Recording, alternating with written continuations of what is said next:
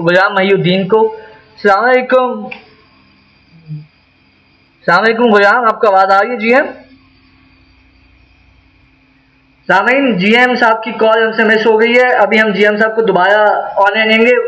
GM Shah का ताल्लुक पाकिस्तान की डिबेटिंग सोसाइटी से है और वो कौन सा ऐवान है जहाँ पे ये नहीं बोले हुए। पंजाब यूनिवर्सिटी के बेहतरीन मुकर्रर, पाकिस्तान HEC 3 दफ़ा जीते हुए हैं और उसके अलावा जीएम शाह की कुछ बातें मेरे सामने BRB है और उसके अलावा निदाए अहले बातिल से ना होगा कुछ असर पैदा कि होंगे जब तक कौमों में हम जैसे पिसर पैदा।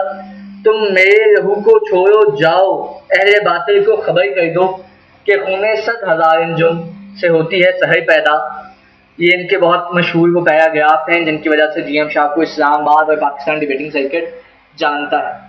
तो इस सामयीन बात और मसला जो कि अभी है, जब तक हमारी जीएम शाह साहब से रब्ता नहीं हो पाता, वो ये है कि हमें पता नहीं है कि हमने जाना किस समत है।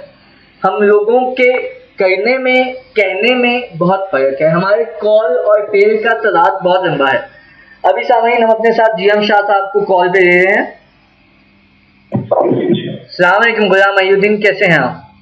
जी अल्लाह कैसे हैं आप? बेहतरीन। गुलाम महिउद्दीन, आप इस टाइम लाइव हैं एक्सपार्क स्टूडियोज के तवस्सुत से और मुझे हुक्म अज़ान की तरफ से सबसे पहले तो आपको ये कहेंगे कि मुझे हुक्म अज़ान की आपकी क्या डेफिनेशन है, आप इसको किस तरीके से इंटरप्रेट करते हैं?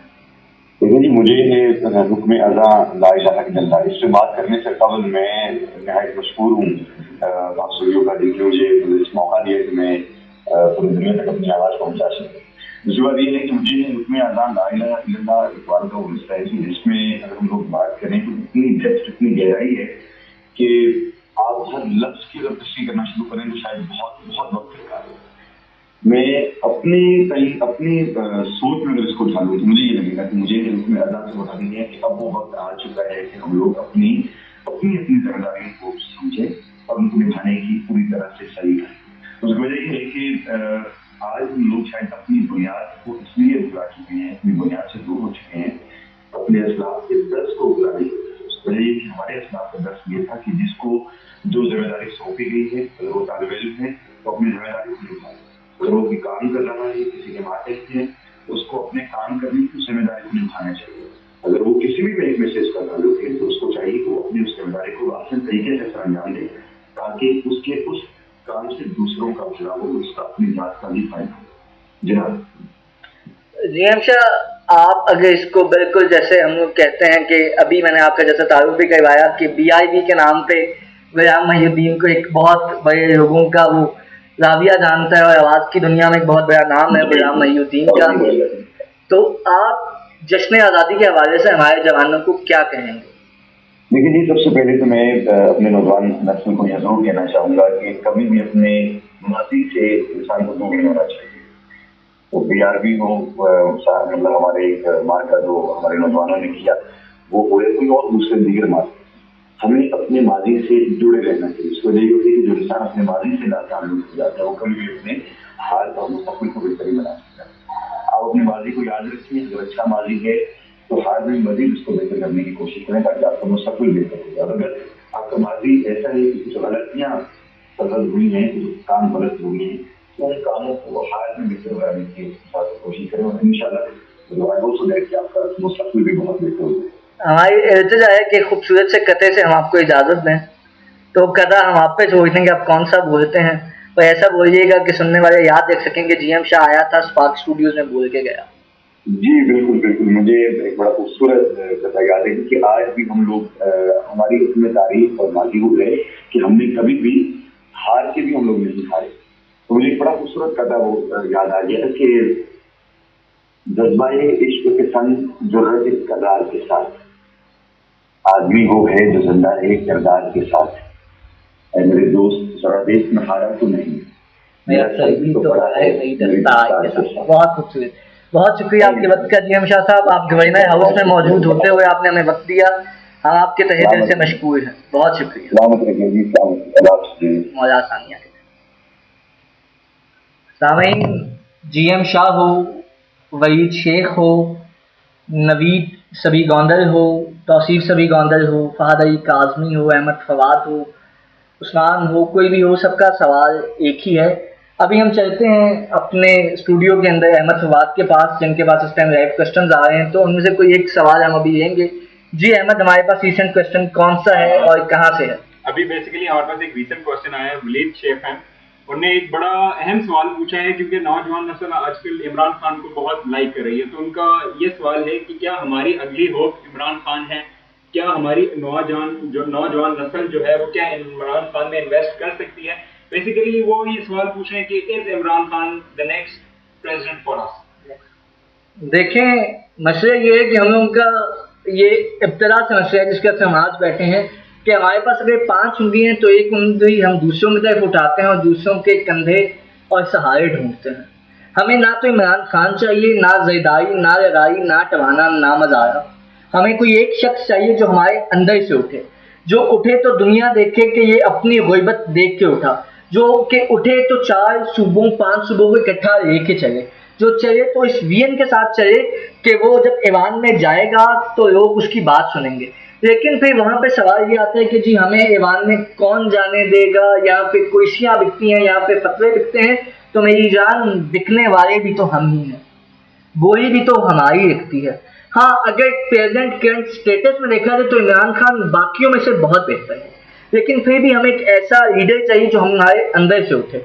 और पार्टियां लोग सर उठे तो सही जुल्म के सामने, फिर भी जालिम का वक्त हिसाब आएगा, फिर भी गरीबों के दरबार में लोगों हाथ जोड़े हुए हर नवाब आएगा, इनकलाब आएगा, इनकलाब आएगा। और यहाँ पे इनकलाब का मतलब कतई वो नहीं है जो कि फ्रांस या ईरान का इनकलाब है। हम उस इनकलाब की बातें नहीं करते जो कि कहा जाता है कि हम फ्रेंच रेवोल्यूशन की तरफ जा रहे हैं। हम लोगों के सर देख के और हम लोगों के कॉलेज देख के उनको मारना शुरू कर देंगे। हम कतई ये नहीं चाहते। हम कभी भी तलवार की जोर पे अपना नाम, अपना इल्म और अपनी मर्तबात बुलंद करना नहीं चाहते। हम ये चाहते हैं कि हम जब चलें तो हम अपने अंदर तब्दीली लाएं, क्योंकि एक बहुत आम सी बात है ना कि तुम अपने घर तो किसी को नहीं आने देते अगर वो कमीज के बगैर हो, और तुम जश्न आज़ादी वाले दिन रात को अपनी कमीज उतार के मोटरसाइकिल का सेंसर तोड़ के जाते हो। अपने घर जब अब्बा सो रहे हो तो किसी को इजाज़त नहीं होती कि ऊंची आवाज़ में बोले भी, और यहाँ पे सड़कों पे सेंसर मार के मुन्नी की जवानी को बावाज़े बुलंद मजमा आम में चलाते हो। अपने घर तो किसी को बगैर आने की इजाज़त नहीं, मगर मुल्क के अंदर कोई डॉन हमला करे, बैठक में आके बैठे और जिसके दिल में जो चाहे वो करे, ये क्या है? सोचो जरा, देखो जरा, अपने अंदर तब्दीली आओ। अब तो तुम खुद सिग्नल में नहीं खड़े हो सकते हम लोग, और अपने पैरों पे खड़े होने की बात करते हैं। खुद तो हम एक पेपर के पीछे अपना ईमान बेच देते हैं, फिर मुल्क क्यों ना बिके। खुद तो जल्दी बारी आ जाए इसलिए क्लर्क के हाथ पे 200 रखते हैं कि भैया फाइल है जल्दी करवा दो। फिर कैसे ही एक्सपेक्ट करते हो कि मुल्क सही तौर पर चले? गलत जरदारी, मज़ारे, टवाने नून नहीं है, गलत हम हैं। चलो एक दफा कशादा पेशानी से अपनी गलती मान लेते हैं। चलो वलीद, तुम, मैं, फवाद, अरीना, सबा, फाहद सब सर और पाँव पाबजौला चलते हुए कहते हैं हाँ, आज तक जो हुआ हम गलत थे। जिना गलत नहीं था, जिना ने जो करना था वो किया, जिए जिना। भुट्टो गलत नहीं था क्योंकि भुट्टो अब हमें नहीं है। क्यों दूसरों को गलत कहते हो? आओ अपनी गलती मानते हैं, आओ मुल्क को अपना मुल्क बनाते हैं, आओ चलें और चल के तब्दीली के रास्ते पे अपने आप को बदलना सोचें।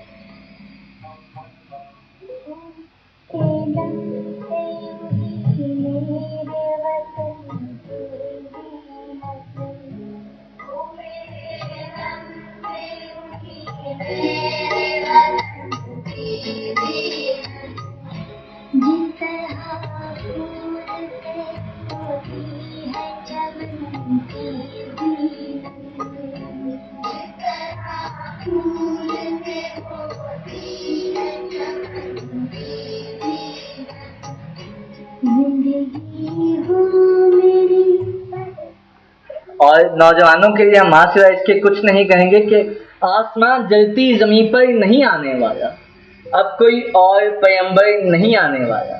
प्यास कहती है चलो रेत निचोड़ी जाए, अपने हिस्से में समुंदर नहीं आने वाला। तू पुकारे तो ऐसे ने हरम आएंगे, पर उड़ाते हुए नुसरत के अलम आएंगे।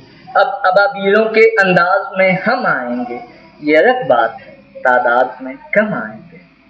हम आएंगे और हम आएंगे तो दुनिया देखेगी कि देखो ये वही हैं जो कि चले तो रास्ते बदल जाते हैं, ये वही हैं जिन पे आसमान यश्क कहता है, ये वही हैं जिनके बारे में ये कहा जाता था 1947 गया, 65 की जंग के बाद ये नहीं रहेंगे, 71 में हमसाया हाथ कट गया, अब तो बचेंगे ही नहीं, 99 में तो सवाल ही नहीं पैदा होता, और भैया अब तो ना आटा ना चीनी कैसे रहेंगे, हम तो रहे हैं, हम जी रहे हैं और हम जिएंगे और हम इस शान से जिएंगे कि दुनिया देखेगी, आसमान रश्क करेगा, क्योंकि जो चले तो कोहे गया है हम, जो रुके तो जहाँ से गुजर जाएं, रहे यार हमने कदम कदम, रहे यार हमने कदम कदम तुझे यादगार बना दिया।